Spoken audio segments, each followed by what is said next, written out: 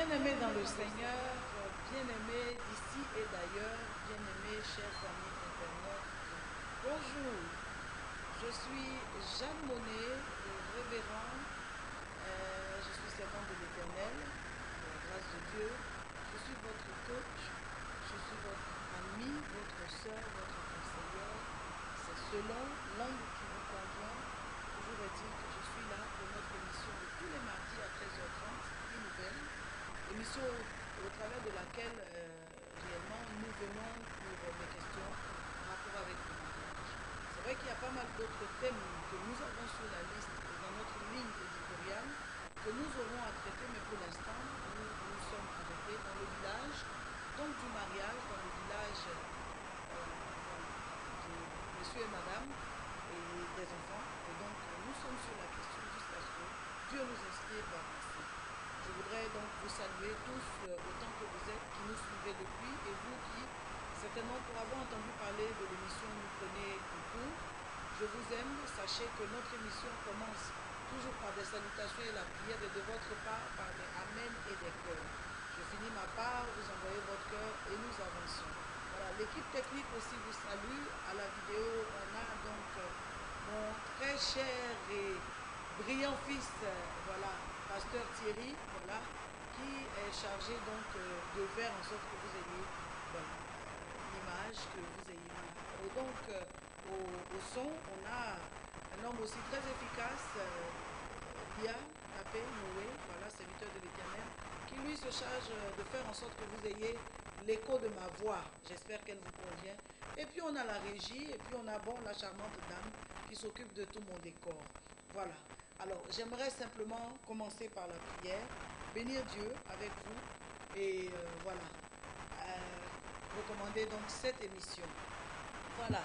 Seigneur notre Dieu, nous te rendons grâce et nous te bénissons. Merci pour cette émission de ce jour, ce 20 mars.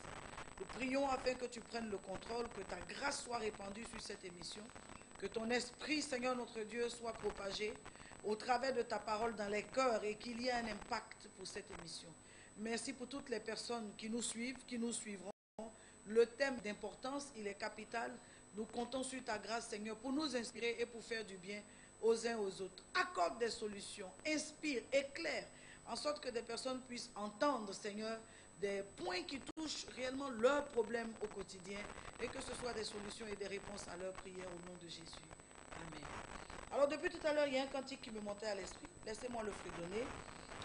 Et certainement nous avancerons à partir de ça. Ta fidélité est grande, ta fidélité est incomparable. Qui est comme toi, ô Seigneur? Grande est ta fidélité. Alléluia. Voilà, je crois que je parlais ou je chantais pour quelqu'un. Nous parlons aujourd'hui donc, d'abord, vous rappelez le thème de mardi dernier, c'était comment gérer les crises. Pardon, le thème de mardi dernier, c'était comment choisir son conjoint. J'espère que ça vous a fait du bien. Le thème est donc disponible sur notre page officielle Révérend Jeanne Monnet. Vous pouvez aller sur la page et vous connecter à ce thème. Pour aujourd'hui, nous traitons le thème suivant. Comment gérer les crises après mariage? Oula, oula, oula. Comment gérer les crises après mariage? Dieu seul sait qu'il y en a. Il y en a des crises. Il y a pas mal de crises. Il y a des crises qui surviennent et il y a des crises qui, si l'on n'en prend garde ou ne prend garde, emportent le couple. Et donc, il est très important de s'arrêter sur cette question-là. Parce que parfois, on n'a pas su résoudre la crise et elle est devenue donc... vous savez, les crises, c'est un peu comme des plaies. Ce sont des choses qui interviennent, ou qui surviennent du moins, et qui se présentent à vous. Et si vous avez donc cette capacité-là de bien traiter, de traiter au bon moment, eh bien, il y a guérison. Mais si le problème n'est pas bien traité ou n'est pas traité au bon moment, alors catastrophe s'ensuit. Voilà. Donc, qu'est-ce qu'une crise?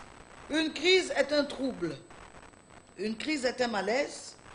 Une crise, c'est aussi une tension qui peut survenir dans le couple à un moment ou à un autre du parcours. qui peut survenir dans le couple à un moment ou à un autre du parcours. Notez que les crises dans le mariage surviennent à des moments et pour des motifs variés. Vraiment pour des motifs variés. Dans un couple, la crise peut éclater pour une question d'incompréhension. Dans un autre couple, la crise qui va prendre de la teneur est pour une question de suspicion. Dans un autre couple, la crise qui a pris de la teneur est pour une question d'adultère. Dans un autre couple, c'est pour une question majeure, donc de divergence d'opinion. Donc les crises peuvent survenir de manière et pour des motifs divers, à des moments aussi variés. Donc ne croyons pas que les crises n'arrivent qu'aux autres. Tous les couples sont censés à un moment ou à un autre rencontrer des crises. Voilà, c'est important même de rencontrer des crises. Le problème c'est comment les gérer et comment les canaliser. Chaque crise qui éclate donc dans un couple, et dans tous les cas il en éclatera, comme je disais tout à l'heure, dans tous les couples, requiert une résolution particulière. La manière donc de régler une crise donnée ne sera pas la même que réellement pour une autre crise. Donc en fonction des crises, il y a une manière bien spécifique de régler pour permettre que le couple puisse s'en sortir et aller donc de l'avant. Les crises qui surviennent, ou du moins, voilà, les crises qui surviennent sont un moyen de tester la solidité, la stabilité et la résistance, voilà, du mariage. Les crises ne sont pas que pour vous ébranler. C'est aussi un moyen de tester la solidité, la stabilité, la capacité au mariage de résister donc aux intempéries. Donc, ne croyez pas que toutes les crises sont négatives. Il y a des crises desquelles vous sortirez même encore plus fort. Il y a des crises desquelles vous sortirez encore plus amoureux. Il y a des crises qui vont permettre, par lesquelles Dieu va utiliser pour permettre de grands changements dans la vie de l'un ou de l'autre des conjoints, ou même dans la vie des deux. Donc les crises ne sont pas forcément négatives. Comme j'ai dit, et j'insiste, c'est l'approche que nous avons de la résolution de ces crises-là qui fait que, justement, la crise peut devenir une catastrophe ou alors peut être réellement une situation salvatrice qui est intervenue. Les crises aussi révèlent les limites du caractère des conjoints. Les crises font ressortir parfois qu'il y avait un des conjoints qui était orgueilleux. Ça ne sautait pas aux yeux, mais dans son incapacité à aller vers l'autre, quand bien même c'est lui qui a tort, ça révèle donc un aspect de son caractère, ou par exemple qui n'est pas brisé, par exemple qui n'est pas humble. Donc les crises ne sont pas que négatives, elles révèlent aussi des facettes de notre personnalité et notre maturité morale ou spirituelle. Voilà, morale ou spirituelle. Je vais vous inviter donc à partager avec moi certains versets de base. Genèse 18 par exemple nous dit: l'Éternel Dieu dit, il n'est pas bon que l'homme soit seul, je lui ferai une aide semblable à lui. Donc pour Dieu, la femme qu'un homme épouse est d'abord son aide. Ça veut dire qu'un homme ne doit pas être surpris qu'une femme parle un peu trop. Elle doit bien entendu donc organiser ses interventions pour ne pas embarrasser son mari, pour ne pas étouffer son mari. Mais une femme, c'est quelqu'un que Dieu a créé pour aider l'homme, aider son mari, bien entendu. Donc quand elle est dans le mariage, c'est une femme qui aura tendance à mettre les yeux un peu partout, mettre les oreilles un peu partout, sentir un peu partout les situations pour réellement jouer son rôle d'aide. Je prie pour un homme que Dieu lui fasse grâce d'avoir une épouse qui soit son aide. Je prie pour une femme que Dieu lui fasse grâce de jouer son rôle d'aide.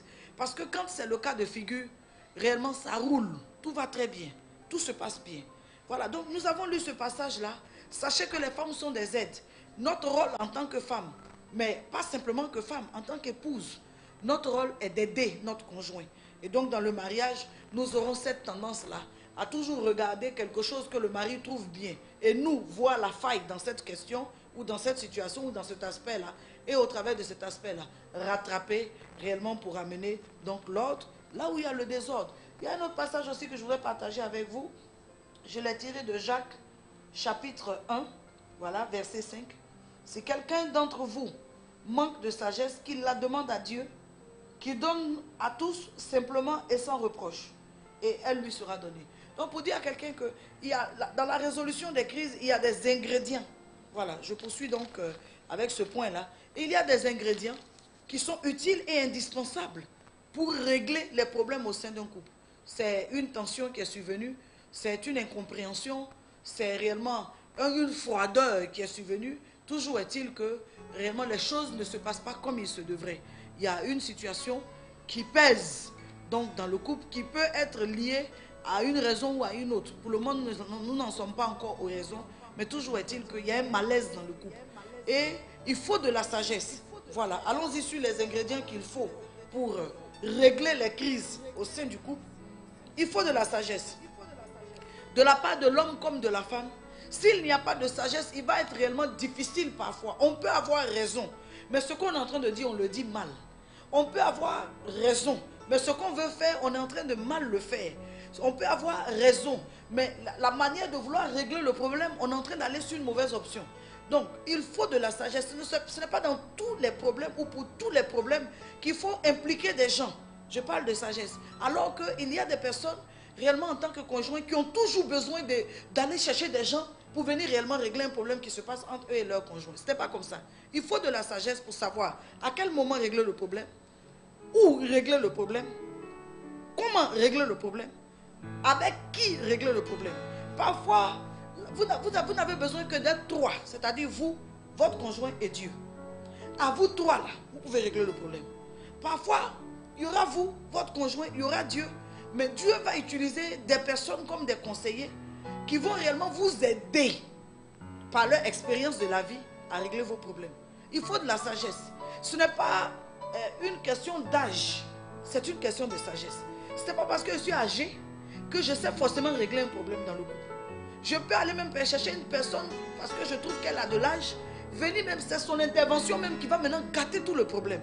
Donc il faut de la sagesse. Nous parlons des ingrédients qui réellement aident dans les résolutions de crise. Il faut aussi de la patience. À monsieur et à madame, j'aimerais dire, résoudre une crise en fonction du niveau de la crise requiert du temps, requiert un certain temps. Il y a des crises qui peuvent se régler réellement en une journée. Il y a des crises qui vont se régler sur le temps. Il va falloir un peu de temps réellement pour permettre à l'un ou l'autre des conjoints, en fonction du niveau de blessure qu'il a accusé, il va falloir du temps pour pouvoir passer. Vous ne pouvez pas dire non. Par exemple, dans un cas d'adultère, allons touchons ce point-là. Dans un cas d'adultère, madame a découvert que son mari a une relation avec une personne. En fonction de la nature de la relation, de la manière dont son conjoint s'est impliqué dans cette relation, il peut y avoir une cassure et une blessure. Il y aura forcément une cassure et une blessure. Bon, d'abord, à la base, il y a adultère, ce qui ne devrait pas être. Deuxièmement, dans l'adultère là même, là, tu as fait quoi là-bas? On va aller trouver que tu as fait un enfant. Bon, dans l'adultère, tu as fait quoi? On va aller trouver que tu as acheté une maison là-bas. La nature donc de ce que j'ai découvert, l'ampleur de ce que j'ai découvert, ou de ce qu'une tierce personne a découvert, disons ça comme ça, peut susciter que cette personne soit affectée à un certain niveau. Le pasteur est venu pour demander pardon. Moi-même, je lui ai acheté des choses. Je vais dire, elle veut quoi à la fin? Non. Vous, soyez patient. Donnez le temps à celui qui est blessé de trouver sa paix, de trouver sa guérison. Il y a des cœurs, alors que la personne a été blessée. Ensuite, il y a l'humilité. Pour résoudre des crises, il n'y a pas fait de monsieur, il n'y a pas fait de madame. Il y a fait de on s'aime. Il n'y a pas fait de monsieur, il n'y a pas fait de madame, il y a fait de on s'aime. Qu'il y a un problème, descendez de vos chevaux. Ça, ce n'est pas une histoire de monarchie. Ce n'est pas une histoire de royauté ou ce n'est pas une histoire d'empereur Kukuwanga. C'est une histoire de je suis avec ma femme et je l'aime. Et parce que j'aime ma femme, que je sois dehors, nous sommes dans la chambre, nous sommes en train de régler un problème. Ce qu'il faut pour montrer à ma femme, je vais m'humilier. M'humilier, ça ne veut pas dire que j'ai perdu ma dignité d'homme. Mais ça veut dire que je tiens à ma femme et je veux faire tout ce qui est à mon possible pour la garder.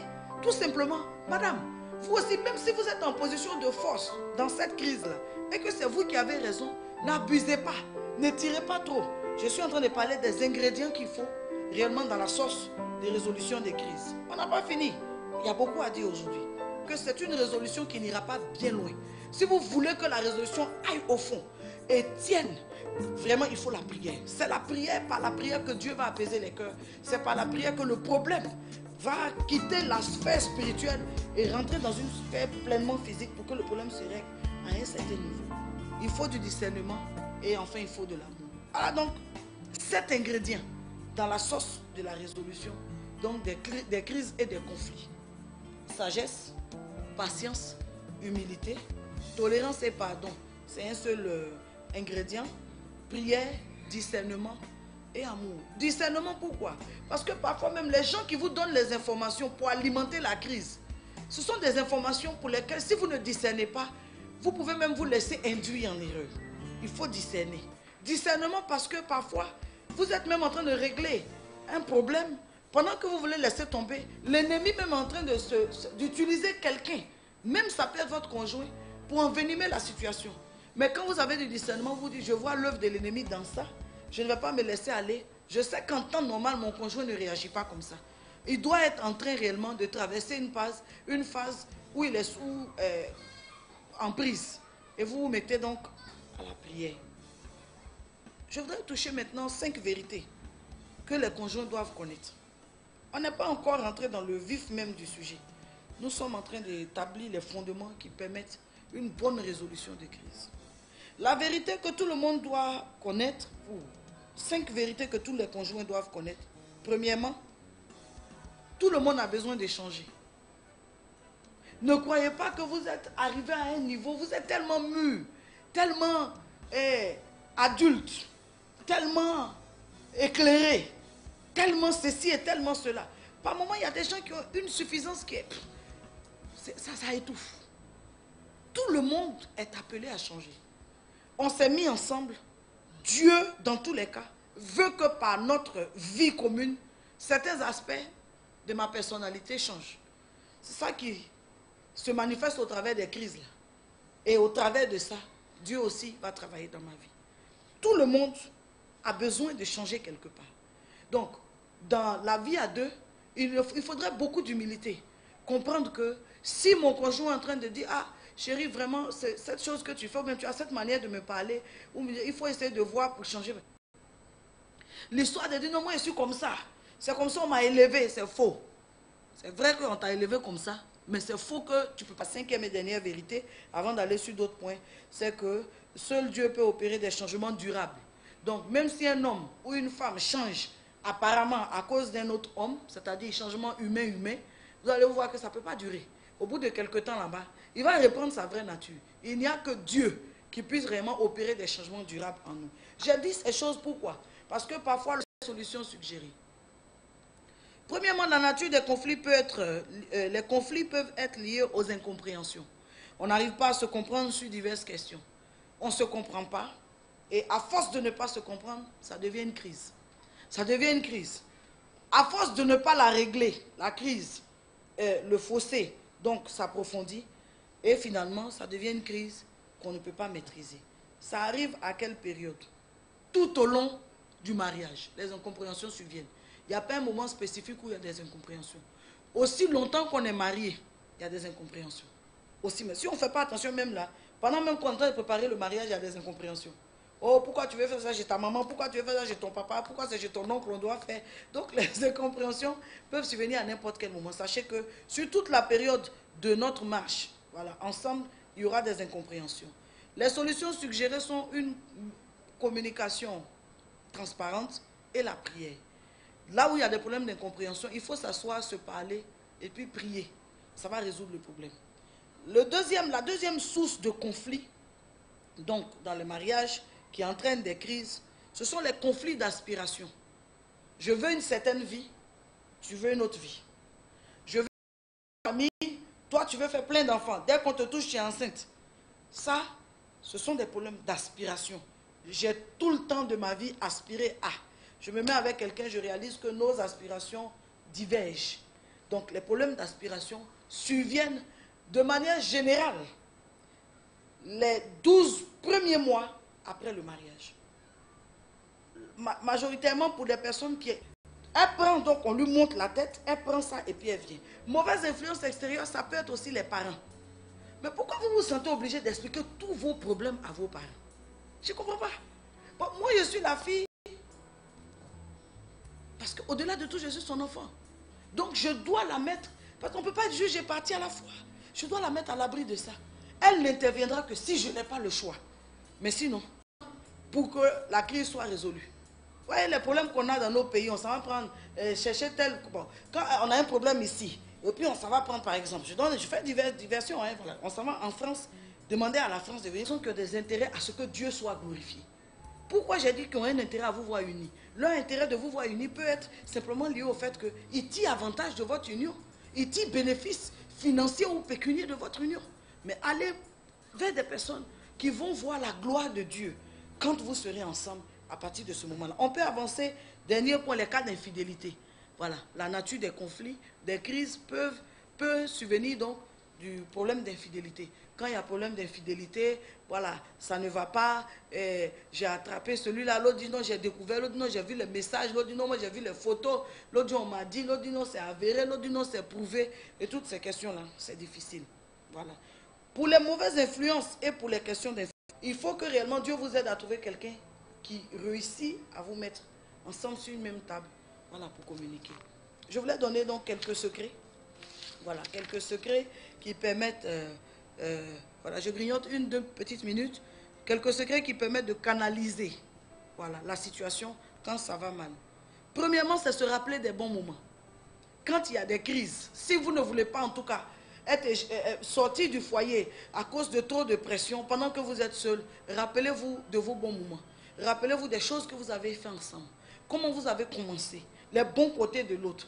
Quels sont les... Mais même si, par inadvertance, vous, dans votre cas exceptionnel, vous deviez partir, en tout cas, réfléchissez. Il y a eu des bons moments, allez sur les bons moments. Ensuite, évitez les problèmes de rancune. La rancune renforce la crise. Quelqu'un va vous supplier, non, venez vous parler, vous ne répondez pas. Venez vous parler, vous répondez. Envoyez ça, mais vous ne répondez pas. Au bout d'un certain moment, il va